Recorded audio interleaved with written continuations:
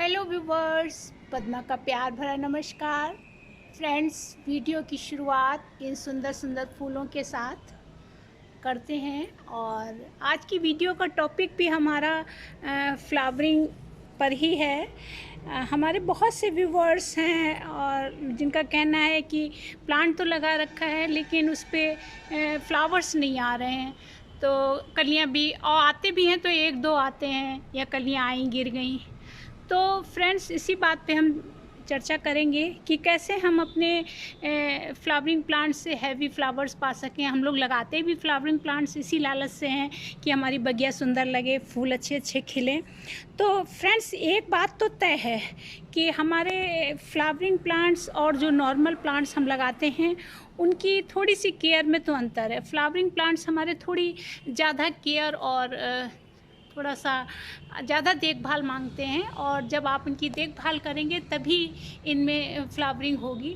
तो कुछ टिप्स हमें इनके अपनाने चाहिए जिससे हम ज़्यादा से ज़्यादा इनसे फ्लावर्स पा सकें। देखिए, ये हमारा ये भी, इस पर भी बहुत अच्छे से चंपा का नाग चंपा है, इस पर फ्लावर्स आए हुए हैं। तो आज हम उसी पे बात करते हैं। सबसे पहले तो फ्रेंड्स हम बात करते हैं कि पॉट की। यदि आपने ज़मीन पर लगा रखा है तब तो कोई बात नहीं, लेकिन यदि पॉट पर लगाना है तो आप इसके लिए मिट्टी का ही पॉट लें। वैसे भी मिट्टी का पॉट सबसे अच्छा माना जाता है, लेकिन अब आजकल फैशन का दौर है, कुछ अच्छा कुछ सुविधा के हिसाब से लोग प्लास्टिक में लगाते हैं। लेकिन फ्लावरिंग प्लांट्स के लिए मैं यही सजेस्ट करूँगी कि आप इन्हें मिट्टी के पॉट में लगाएं, क्योंकि इन्हें हमें धूप दिखाना होता है, धूप में रखना होता है। तो धूप में प्लास्टिक के पॉट बहुत गर्म हो जाते हैं, जिससे इनकी जड़ों को भी बहुत गर्मी मिलती है, तो उसका भी इफ़ेक्ट पड़ता है। तो पॉट सिलेक्शन में आप जो है मिट्टी के ही पॉट लें, उससे थोड़ा इनकी जड़ें भी ठंडी रहती हैं, उनमें एरेशन होता है, हवा इधर उधर आस पास होती है। और यदि आपकी मजबूरी है, आपको प्लास्टिक में ही लगाना है, तो आप लगाएं तो उसके नीचे 3-4 होल कर दें जिससे हवा जाए, और पॉट के चारों ओर भी 2-4 छेद कर दें जिससे एयरेशन होता रहे, एयर आती जाती रहे, तब आप लगाएं। और कोशिश करें कि आप और थोड़े से फ्लावरिंग प्लांट्स को बड़े पॉट में भी लगाएं। यदि आपके परमानेंट प्लांट हैं तो उनको अच्छे से खाद पानी वगैरह मिलेगा, और सीजनल हैं तो कोई बात ही नहीं है। उसके बाद हम फिर मिट्टी पे आते हैं। फ्रेंड्स, मिट्टी के लिए हम जैसे प्रॉपर मिट्टी तैयार करते हैं, 30% सैंड, 30% सॉयल और 30% हमारी जो कंपोस्ट है या वर्मी कंपोस्ट या गोबर खाद जो भी मिलाते हैं हम नॉर्मली। इसके लिए थोड़ी सी हमें रिच मिट्टी चाहिए, इसमें कुछ हमें और भी चीज़ें मिलानी पड़ेंगी, तब हमारी फ्लावर्स अच्छे से आएंगे। उसके लिए आप इसमें थोड़ा सा ये तो मिलाइए ही रेशियो में, और उसके अलावा आप इसमें थोड़ी सी बोन मील मिलाएं और थोड़ा फंजीसाइड, थोड़ा सा इसमें एप्सम सॉल्ट डालें और ये थोड़ा सा भी मिलाएं तो अच्छे से इसकी रिच सॉइल तैयार होगी। तो ये सॉइल पे बात हो गई। देखिए, हमारे एक्ज़ोरा पे अब ढेरों फूल आए हुए हैं।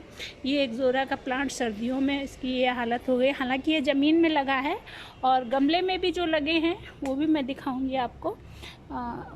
डॉर्फ वैरायटी मैंने गमलों में लगा रखी है। और खैर, फ्लावरिंग प्लांट्स जो मज़ा ज़मीन में लगे हुए भी देते हैं, लेकिन अब आजकल लोगों के पास जगह का अभाव होने के कारण हम गमले में भी अच्छे से इनको ग्रो कर सकते हैं। फ्रेंड्स, हम पानी की बात करेंगे।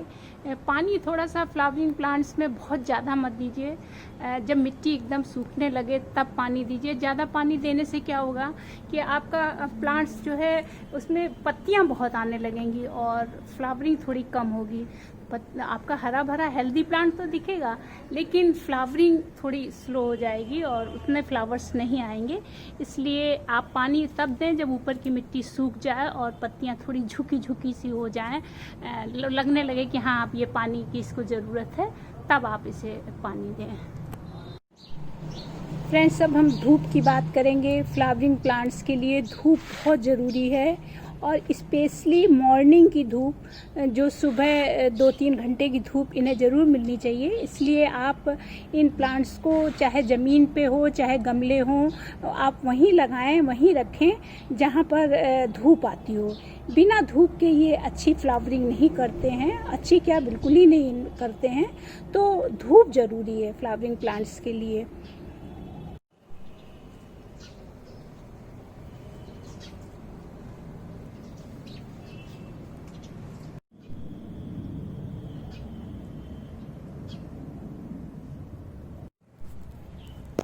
फ्रेंड्स अब हम आते हैं इनकी डाइट पर। हमारे जितने भी फ्लावरिंग प्लांट्स हैं उनको लगभग सभी न्यूट्रिएंट्स की ज़रूरत होती है। इन्हें कैल्शियम की भी ज़रूरत है, मैग्नीशियम, फास्फोरस, पोटेशियम, सभी न्यूट्रिएंट्स लगभग हमें चाहिए। तो इन्हें हम समय समय पर लगभग जब इनमें कलियां आने लगें तो आप इन्हें हफ्ते में एक बार ज़रूर फर्टिलाइज़र दें। और फर्टिलाइज़र दो तरह का हम देते हैं, ऑर्गेनिक फर्टिलाइज़र भी देते हैं और थोड़ा सा हम लोग केमिकल फर्टिलाइज़र भी डाल देते हैं, लेकिन ज़्यादातर मैं ऑर्गेनिक फर्टिलाइज़र ही प्रेफर करती हूँ। लेकिन कुछ प्लांट्स पे हमें थोड़ा सा केमिकल का भी यूज़ करना पड़ता है। जैसे हमारा ये अडेनियम है, अडेनियम में मैं थोड़े से दाने DAP के और पोटास वगैरह घोल के डालती हूँ। और वैसे और प्लांट्स पे हम ज़्यादातर ऑर्गेनिक फर्टिलाइज़र ही प्रेफर करते हैं। जैसे ये सदाबहार वगैरह है, इनमें हम केले के छिलके का लिक्विड फर्टिलाइज़र बनाते हैं, वो डालते हैं। कभी कभी सरसों की खली का फर्टिलाइज़र डाल देते हैं। और बहुत सारे फर्टिलाइज़र हमारे हैं, चाय की पत्ती का भी यूज़ करते हैं और बोन मील का भी यूज़ करते हैं। ये सब हमारे फ्लावरिंग प्लांट्स के लिए बहुत ही अच्छे हैं। जो एग वगैरह खाते हैं वो एग सेल्स का चूरा वगैरह भी डाल सकते हैं। तो इस तरीके से ये हमारे जो घरेलू भी फर्टिलाइज़र है, कभी इनमें दाल का पानी है या चावल का पानी या पोटैटो का पील्स का थोड़ा पानी है लिक्विड, वो भी थोड़ा थोड़ा कभी कभी डाल देते हैं। तो इस तरीके से हफ्ते में एक बार तो ज़रूर, ज़्यादातर मैं केले का फर्टिलाइज़र यूज़ करती हूँ फ्रेंड्स। और देखिए सदाबहार पर कितनी अच्छी फ्लावरिंग हो रही है। ये देखिए हमारा ये पेड़ देखिए कितना अच्छा चल रहा है। तो इस तरीके से आप फर्टिलाइजर। और दूसरी चीज़, ज़्यादातर हमारे जो फ्लावरिंग प्लांट्स हैं वो एसिडिक लवर होते हैं। उनकी मिट्टी जो होती है एसिडिटी उसे पसंद होती है, तो उसके लिए थोड़ा एसिडिक लवर बने प्लांट्स हमारे सभी, ज़्यादातर ये सदाबहार है, गुलाब है, गुड़हल है, चांदनी है, इक्ज़ोरा है, इनमें थोड़ा सा कभी कभी हम उसका खट्टापन मिट्टी में रहे तो उसके लिए हम थोड़ा सा उसमें कभी कभी जो है नींबू का जो फर्टिलाइज़र मैं बनाती हूँ छिलकों का भिगोकर वो डाल देती हूँ। कभी आप विनेगर को 1 चम्मच घोल करके पानी का डाल दीजिए और इनका आप स्प्रे भी कर सकते हैं इन पे, वो भी बहुत फ़ायदेमंद होता है। तो इसके इनका खट्टापन मेंटेन जब 15-20 दिन पे इनको भी आप ज़रूर डालें, जिससे एसिडिक लेवल मिट्टी का मेंटेन रहे। और जब एसिडिक लेवल मेंटेन रहता है तभी फ्लावरिंग अच्छी होती है। तो इस समय इसमें देखिए हमारे ये प्लांट्स फ्लावरिंग कर रहे हैं। और ये हम हफ्ते में एक बार ज़रूर आप दें, कोई सा भी लिक्विड दें। कभी कभी आप सॉलिड भी दे सकते हैं। और केमिकल फर्टिलाइज़र आप यूज़ करते हैं तो केमिकल फर्टिलाइज़र को मैं कहूँगी परमानेंट प्लांट पर ना देकर आप जैसे सीजनल प्लांट होते हैं जो 1-2 महीने में ही उनको फ्लावरिंग करनी है, उसमें आप ये DAP के दाने या पोटाश वगैरह का यूज़ करें। और इनमें आप अपने ऑर्गेनिक फर्टिलाइज़र ही जो हमारे घरेलू हम बनाते हैं वही यूज़ करें। और अब आते हैं हम पेस्ट कंट्रोल पे। तो पेस्ट अटैक, चूँकि ये फ्लावरिंग प्लांट्स हैं तो ज़्यादातर इन पे आते हैं, कीड़े मकोड़े अटैक करते हैं। उसके लिए आप सबसे अच्छा है कि अटैक ना होने पाए तो आप इनमें नीम ऑयल का स्प्रे थोड़ा सा डिश वॉश मिला करके उसमें और स्प्रे करते रहें। मिलीबग्स का अटैक बहुत भयंकर होता है, वो ना होने पाए तो आप उसको स्प्रे ज़रूर करें। और इस तरह अपने पत्तों से, अपने फ्लावरिंग प्लांट से ज़्यादातर उनको ज़्यादा से ज़्यादा फूल पा सकें। आपको हमारा वीडियो अच्छा लगा हो तो प्लीज़ लाइक कीजिएगा। मुझे लगता है मैंने आपको सारी जानकारी इससे रिलेटेड दे दी है। फिर मिलती हूँ नेक्स्ट वीडियो में। Bye bye.